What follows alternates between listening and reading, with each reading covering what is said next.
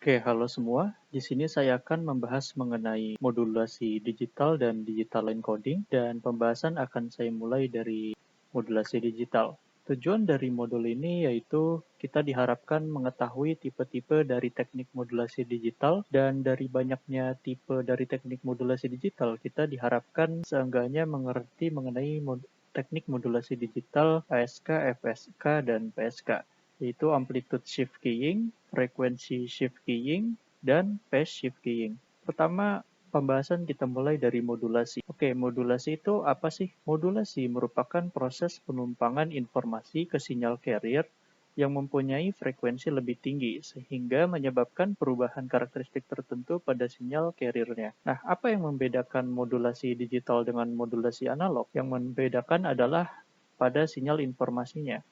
Pada modulasi digital, itu merupakan proses memvariasikan karakteristik sinyal carrier sesuai dengan karakteristik dari bit 0 atau 1 sinyal informasi yang dibawanya. Kalau pada modulasi analog, sinyal informasinya dalam bentuk analog, sedangkan pada modulasi digital, dia informasinya bit 0 atau 1. Oke, selanjutnya kita masuk ke sistem komunikasi digital, namun saya tidak akan bahas lebih rinci, karena ini sudah cukup dibahas secara rinci di modul ya.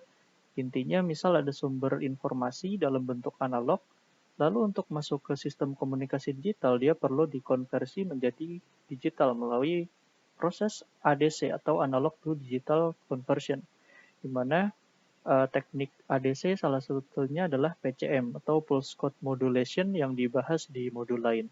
Lalu ke source encoder, ke encryption and scrambling, channel encoder, dan selanjutnya inilah yang akan kita bahas, yaitu modulasi digital, dan seterusnya.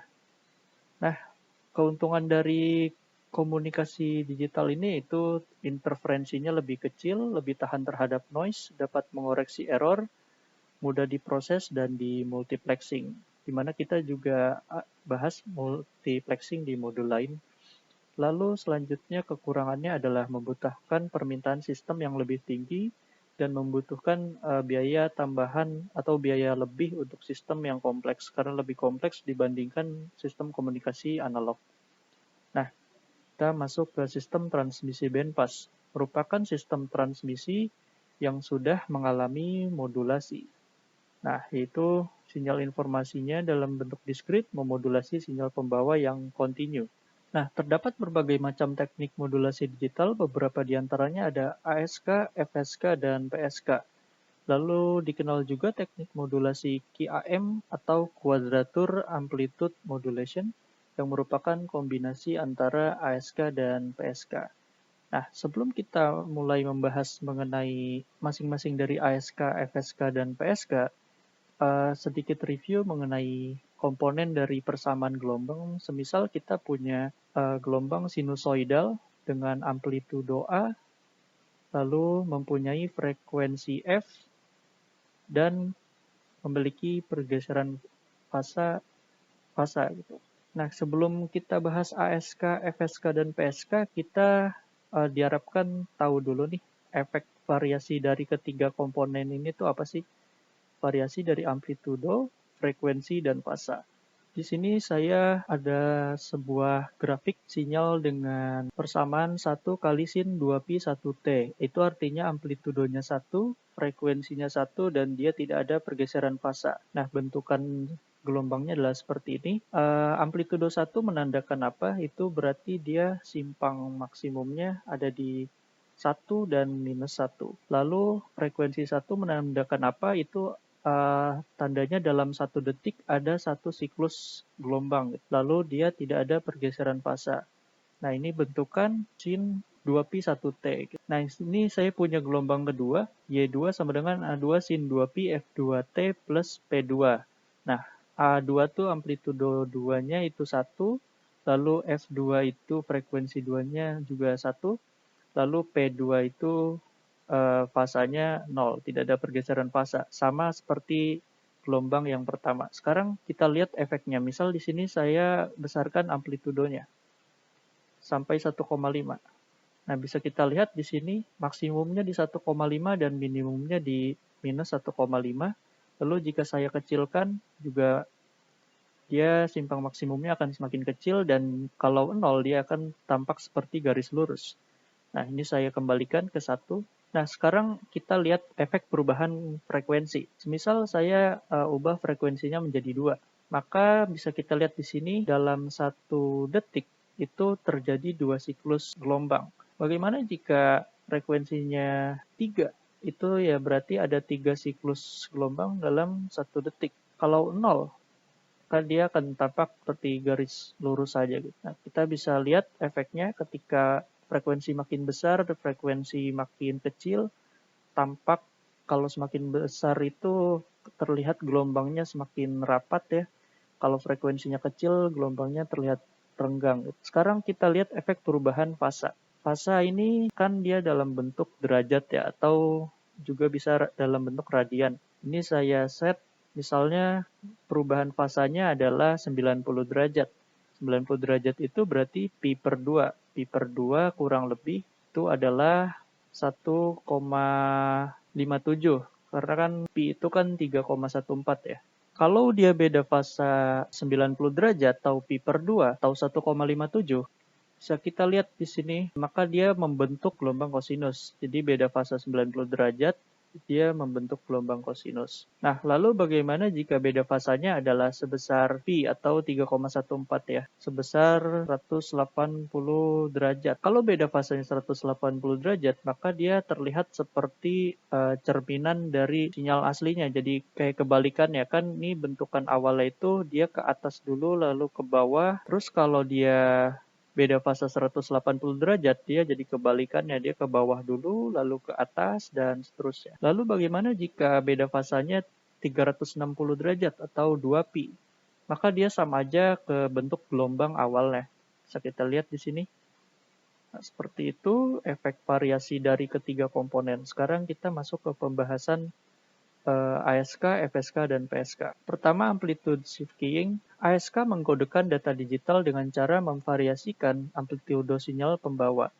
Di amplitude shift keying memvariasikan amplitudo sinyal pembawa berdasarkan informasi digitalnya. Modulasi ASK dapat diimplementasikan dengan menyala matikan sinyal carrier atau on-off keying. Jadi ketika biner 1 dia ada gelombang A cos 2 PFT, dan ketika 0 dia amplitudonya 0 gitu. Jadi cuma garis lurus gini aja. Jadi ketika 1 dia ada gelombang A cos omega T atau A cos 2 PFT ya. Omega itu kan 2pf. Lalu 0 dia akan tampak seperti lurus saja, ketika 1 lagi dia ada gelombang yang dikirimkan. Contoh penggunaan ASK ini pada pengirim kode Morse, terus remote control, atau juga digunakan pada NFC atau Near Field Communication, dan kalian bisa cari selanjutnya ASK tuh digunakan di mana aja gitu. Lalu ada frequency shift keying, dia mengirim data digital dengan memvariasikan sinyal pembawa dengan frekuensi diskrit. Jadi sinyal pembawanya yang divariasikan adalah frekuensinya. Nah, frekuensi diskrit ini maksudnya apa? Jadi menggunakan beberapa jumlah frekuensi tertentu gitu maksudnya. Jadi di sini contoh kita pakai frekuensi 1 dan frekuensi 2. Nah, untuk bit 1 dia direpresentasikan dengan frekuensi yang lebih tinggi, sedangkan bit 0 dia direpresentasikan dengan frekuensi yang lebih rendah. Bisa kita lihat di sini saat bitnya 1, dia frekuensinya lebih tinggi ya, ini gelombangnya terlihat lebih rapat, dan ketika 0 dia frekuensinya lebih rendah. Sehingga bisa kita lihat nih gelombangnya terlihat lebih renggang. Ketika 1 dia rapat ya, frekuensinya tinggi, dan seterusnya. Pada FSK kita bisa lihat amplitudonya tidak mengalami perubahan. Amplitudonya dibuat konstan, namun yang berubah adalah frekuensinya. Nah, contoh penggunaan FSK itu contohnya digunakan untuk metering, terus telemetri, digunakan pada Bluetooth, dan kalian bisa cari pengaplikasian lain dari FSK. Lalu selanjutnya adalah phase shift keying. Nah, phase shift keying ini merupakan teknik modulasi digital melalui pergeseran fasa. Jadi pada PSK, fasa gelombang carrier akan berubah sesuai dengan perubahan nilai biner sinyal informasi digital. Nah, pada PSK, amplitudo dan frekuensinya dibuat konstan, namun yang berubah itu fasanya. Ketika transisi 0 ke 1 atau sebaliknya diindikasikan dengan adanya perubahan fase sebesar 180 derajat. Sini misal kita ada persamaan untuk biner 1, dia AC cos 2Pi FCT gitu. Lalu ketika biner 0 dia juga sama aja, cuman dia ada pergeseran fasa sebesar pi atau 180 derajat. Nah, bisa kita lihat di sini ketika bitnya 1, dia bentukannya itu AC cos 2Pi FCT gitulah misalnya. Lalu ketika transisi 1 ke 0, itu terlihat di sini ada perubahan fasa 180 derajat. Dia jadi kebalikan yang awal ya. Ketika 0 juga sama. Nah, ketika 0 ke 1 lagi, maka dia ada perubahan fasa 180 derajat. Ketika 1 ke 0, dia berubah fasa lagi dan seterusnya. Pembahasan akan saya lanjutkan ke modul selanjutnya yaitu digital line coding. Tujuan dari modul ini antara lain yaitu kita diharapkan mengerti mengenai transmisi baseband, lalu mengerti encoding dan decoding dari NRZ, RZ, Manchester, dan AMI. Nanti ini akan kita pelajari masing-masing pengkodean ini. Line coding merupakan metode pengkodean yang menentukan hubungan antara informasi biner dalam aliran bit data dengan variasi tegangan gelombang persegi atau square wave pada kabel yang mana square wave tadi itu mewakili informasi secara elektrik. Selanjutnya kita masuk ke transmisi baseband. Transmisi baseband ini merupakan transmisi yang tidak menggunakan modulator dan demodulator. Transmisi baseband merupakan transmisi sinyal yang dikodekan menggunakan frekuensi pita dasar atau frekuensi basebandnya itu sendiri. Jadi tidak ada pergeseran ke rentang frekuensi yang lebih tinggi. Jika sinyal baseband ditransmisikan secara langsung, maka disebut dengan transmisi baseband. Namun ya kalau sinyal basebandnya dimodulasikan ya menjadi transmisi bandpass. Nah, di sini ada diagram blok dari transmisi baseband, di mana di sini terdapat transmitter. Jadi di sini ada formasi dalam bentuk binary ya, lalu di line coding. Nanti kita akan belajar tipe-tipe line codingnya ada apa aja. Lalu sebelum ditransmit, dia difilter terlebih dahulu di transmit filter untuk istilahnya band rejection, nge-reject sinyal-sinyal yang tidak diinginkan biar pure informasi doang yang dikirimkan. Lalu dikirimkan ke channel ya. Lalu pada channel saat dikirimkan itu sinyal bisa terganggu oleh noise sehingga bisa kehilangan daya. Makanya di sini ada repeater. Repeater itu fungsinya yaitu untuk meningkatkan daya sinyal lalu ditransmisi ulang. Ditransmit ulang sampai ke receiver. Nah, di receiver ini nanti akan ada skema decoding yang akan dibahas di slide selanjutnya. Oke, jadi ini ada skema line decoding ya. Bisa kita lihat di sini A itu adalah sinyal informasi yang telah dikodekan menggunakan line coding. Setelah melewati kabel bentuk asli gelombang A karena terserang noise dan lain-lain terjadi atenuasi dan terlihat menjadi kurang jelas seperti gelombang pada B ini. Untuk mengatasi distorsi pada gelombang B, maka ditambahkan equalizer. Jadi masuk ke proses equalization dulu sini dan menghasilkan gelombang C. Jadi dari gelombang B ini di equalization, jadi istilahnya ditajamkan ya. Jadi yang levelnya tinggi makin ditinggikan gitu, yang levelnya rendah makin direndahkan dan istilahnya ya ditajamkan lah gitu. Jadi seperti ini dan sehingga dari setelah diekualisasi ini bisa kita kasih ambang batas. Jadi ada threshold nih di sini untuk menentukan mana dia yang levelnya tinggi dan mana yang dia levelnya rendah. Oke, jadi dari setelah proses threshold detector tadi akan dilakukan retiming, di mana retiming ini diperlukan untuk mencegah penyimpangan atau jitter pada gelombang D tadi. Lalu di sini ada clock ya, yang gelombang E ini clocknya. Lalu dari hasil retiming ini akan menghasilkan gelombang F. Nah, gelombang F ini akan selanjutnya nanti di line decoding untuk mendapatkan data aslinya gitu. Jadi setelah di retiming ini kan ada garis-garis ini, jadi dia untuk ngedeteksi levelnya. Kalau dia tinggi nanti dia dapat 1, 0, lalu satu lagi 0, ini 1 sorry, terus 0, 0, 1 gitu. Jadi nanti akan dapat data awalnya lagi. Ya, di sini saya akan membahas mengenai tipe-tipe line coding. Di sini pertama ada NRZ ya, non-return to zero. Merupakan format sinyal yang paling mudah dibuat. Nilai sinyal tidak kembali ke nilai 0 seiring dengan clock. Jadi non-return to zero, tidak kembali ke nilai 0 seiring dengan clock, dan dapat dibagi menjadi beberapa jenis, ada NRZ level, mark, dan space. Pada NRZ level, 1 direpresentasikan dengan suatu level dan 0 direpresentasikan dengan suatu level lain yang lebih rendah. Ini agak rancu saya coret ya. Nah, jadi di sini bisa kita lihat ketika 1 dia memiliki amplitudo positif, ketika 0 dia levelnya lebih rendah, ada di 0 ya. 1 dia tinggi, lalu 0 dia lebih rendah, dan seterusnya. Bisa kita lihat di sini maksud non-return to zero apa. Dalam periode bitnya itu, dalam selama interval itu, dia tidak kembali ke 0, jadi tetap sampai intervalnya berakhir. Nanti kita bandingkan dengan RZ atau return to zero seperti apa. Lalu di sini ada NRZ mark ya. NRZ mark ini ketika 1 direpresentasikan dengan adanya perubahan pada level.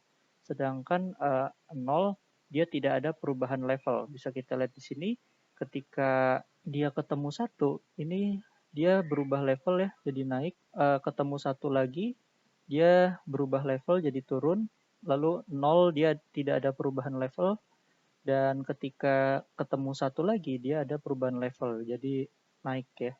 Nah, kalau non-return to zero space itu kebalikan ya. Ketika 1 dia tidak ada perubahan pada level, sedangkan 0 dia diindikasikan dengan adanya perubahan level. Bisa kita lihat di sini.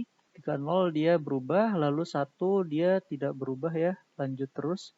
Lalu ketika ketemu 0 lagi dia berubah levelnya, 0 lagi dia berubah levelnya, dan 0 lagi berubah levelnya, dan ketika 1 dia tidak berubah.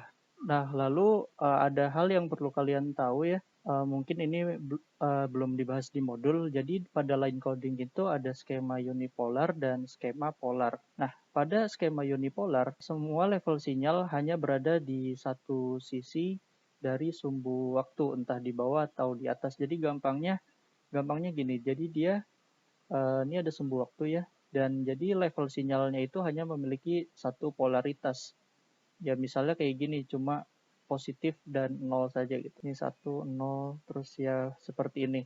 Lalu ada namanya skema polar. Skema polar ini level tegangan bisa berada di dua sisi dari sumbu waktu, entah di atas atau di bawah. Jadi maksudnya bisa punya dua polaritas gitu. Level tegangannya bisa positif, bisa negatif. Jadi seperti ini 1 dan 0, 1 ya sama. Terus jadi 1 dia positif, 0 dia negatif, 1 positif gitu. Jadi dia ada dua polaritas, ada positif dan negatif. Bisa kita lihat di sini ya, ada NRZL yang unipolar ya, dan NRZL yang polar. So, kita lihat di sini ketika 1 dia amplitudonya positif A gitu, lalu 0 dia 0, lalu 1 dan seterusnya. Dan kalau polar NRZ itu dia 1 dia plus A gitu, 0 dia negatif A dan seterusnya. Return to zero itu bit satunya direpresentasikan oleh sinyal yang memiliki amplitudo pada setengah interval awal T, dan amplitudo sinyal kembali pada nilai referensi 0.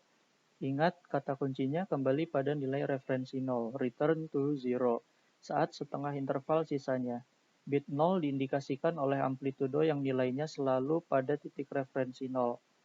Nah, ini benar sebenarnya, cuman deskripsi ini itu sebenarnya ngegambarin unipolar RZ, sedangkan ada juga polar RZ. Ini ya, jadi ketika bit 1 dia direpresentasikan oleh sinyal yang memiliki amplitudo pada setengah interval awal T. Nih, setengah interval awal ini dia ada sinyal dengan amplitudo tertentu dan kembali pada nilai referensi 0. Kembali ke 0 di setengah interval sisanya. Kembali ke 0 ya, kita lihat. Lalu saat bit 0 diindikasikan oleh amplitudo yang nilainya selalu pada titik referensi 0. Selalu 1 di sini setengah interval awalnya ada, lalu 0, ada, terus kembali ke titik 0, lalu kalau 0, 0. Lalu ada juga polar RZ, polar return to zero. Jadi ketika 1 dia setengah interval awalnya positif, lalu kembali ke titik referensi 0. dan kalau 0 dia negatif. Amplitudonya negatif, lalu kembali ke titik referensi 0, lalu 1 juga gitu, dan seterusnya. Selanjutnya adalah bphase level coding atau biasa disebut juga dengan kode Manchester coding. Nah, kode Manchester ini bit 1 direpresentasikan dengan pulsa yang memiliki amplitudo positif pada setengah interval pertama. Jadi dia positif di setengah interval pertama ya, dan setengah interval sisanya itu negatif. Ini untuk bit 1.